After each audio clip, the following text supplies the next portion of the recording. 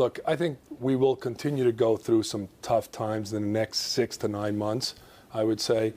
Companies, though, are, this thing about CEOs aren't prepared and CEOs, aren't getting their organizations prepared and people aren't used to operating in high inflationary environments. They're doing pretty darn well. I will tell you, we are working right now in the U.S. on 17 restructurings, spins, creating value that have not been publicly announced because they're working on it behind the scenes. And same thing in Europe. We're working on several of these.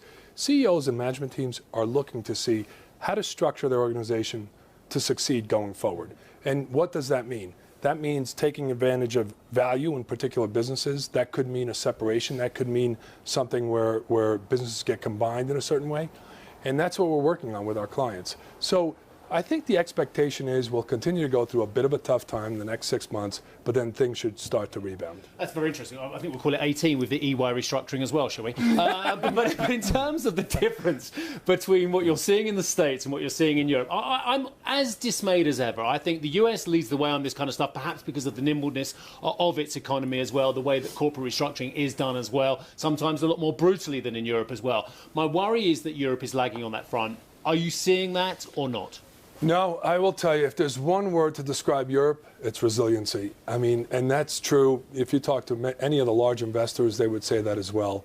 If you think about what Europe's going through right now, I mean, an energy crisis, a war, and Europe just keeps moving along. Look, the biggest issue facing Europe is a long-term issue. It's a demographics issue. And that's, frankly, facing the U.S. as well. Both Europe and the U.S. need more workers. Plain and simple. That is something that, even today you will see that, even in tougher times, you see these announcements where companies are laying off people, and so you'll see a big tech company saying we're laying off 10,000 people, right?